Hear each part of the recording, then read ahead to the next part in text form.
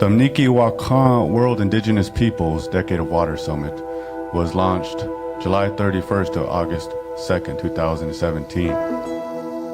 A place where indigenous wisdom and collective knowledge could emerge new possibilities for a future that does not currently exist, and provide the potential for preservation, protection, and restoration of water globally.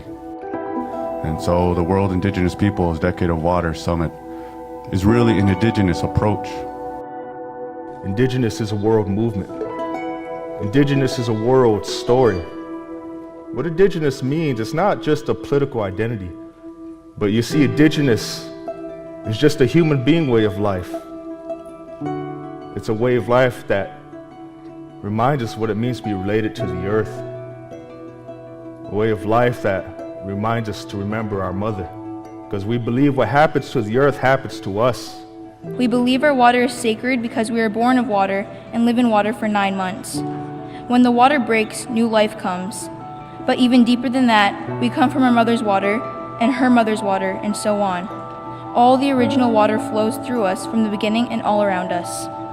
Water is the lifeblood of Mother Earth. Whether it's frozen in the form of rain or clouds, in rivers, lakes, and oceans, water is around us and sustains us all.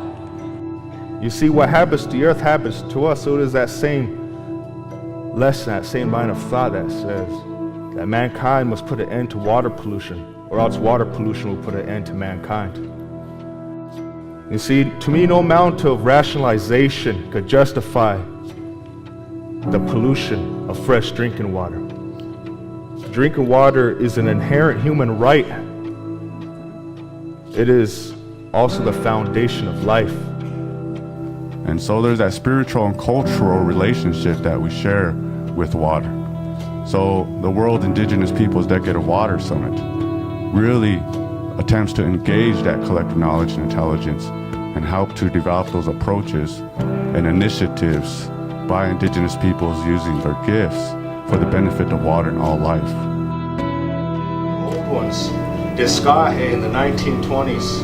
We remember the movement in the 1970s, their march towards justice as they kicked open the door, not just nationally, but internationally, as they made the case for treaty rights here, as one of our mentors, to celebrate and honor the 10th anniversary of the Declaration on the Rights of Indigenous Peoples.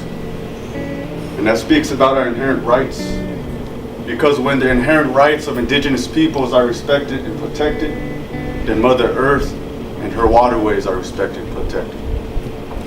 So, my relatives, we must see our voices as more legitimate as indigenous peoples of this land. Kia ora, ko ngā rauira Pūmanawhiti taku ingoa. My name is ngā rauira Pūmanawhiti. I'm from Aotearoa, New Zealand. Probably two answers to that question. The first part is a more personal one. The relationship that was born out of an opportunity that our delegation had to attend the United Nations Permanent Forum on Indigenous issues.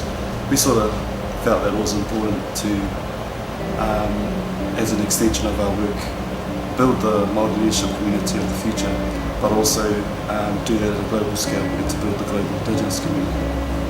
And so the second part of the answer is to build the global Indigenous community, honour this relationship that we've built with the Pillar Point family, and with Wakian and Thorn, and to support them in the hosting of this decade on the future of water. Because again it feeds into this wider agenda of building the global Indigenous community.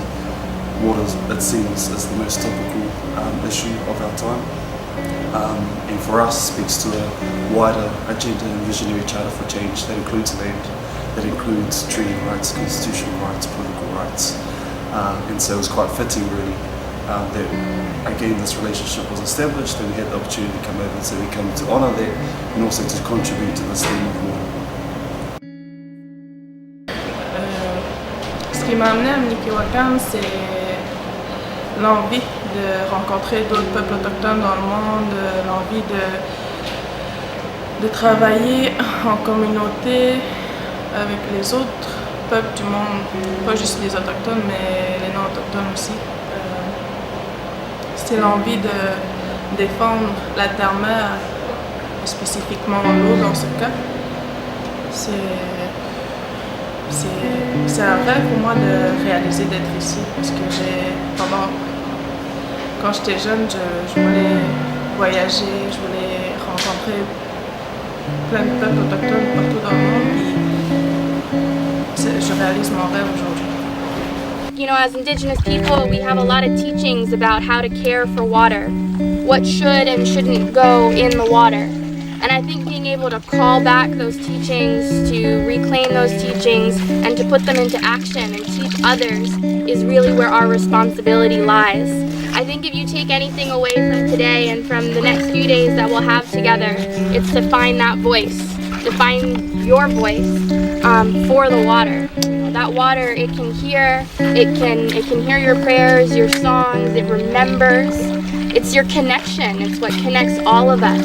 These rivers flow to the oceans that some of us come from in the islands. And then that all is connected through the hydrologic cycle. So, you know, this water that we're on today, it connects all of us around the world, but it also connects us to the past, to our ancestors, and to those ones that have yet to be born. And so thinking about how to give that water a voice, because we were given a gift by Creator to speak, I think is what we've all been called here to do today. So, Tabuni, thank you. Hello, my name is Ariel. I'm from the Stoney Nation in Canada, and I'm also half Cree. My dad is Cree. And thinking about my childhood and what water means to me, it's where I feel at home. When we were kids, we've never had like video games or playgrounds or anything, and my late grandma would always tell us to go play in the creeks and to wash yourself once in a while in fresh waters, because the water is pure, and when you wash yourself with that water, it would also purify you. So when you're out today on the water, maybe just put your hand in the water and say some prayers. Greeting Chairman, distinguished dignitaries, and Indigenous relatives. Water connects us all. Without clean water, there is no life. Mni Wakan, water is sacred. Mni Pajuta, water as our first medicine. Many Indigenous nations believe and know that they were born from water. Yet, Indigenous peoples remain few who remember these original and sacred instructions regarding our intimate relationship with water.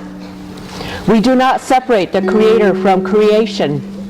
We are facing a worldwide water crisis unlike anything we have ever seen before. Water is being consumed at an alarming rate, used unsustainably, and is contaminated more and more with each passing day.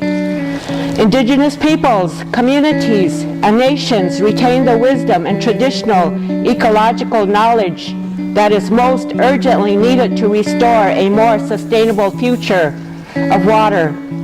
Article 32 of the United Nations Declaration on the Rights of Indigenous Peoples, Section 2, provides that states shall consult and cooperate in good faith with the Indigenous peoples concerned through their own representative institution in order to obtain their free and informed consent prior to the approval of any project affecting their lands or territories and other resources, particularly in connection with the development, utilization, or exploitation of mineral, water, or other resources.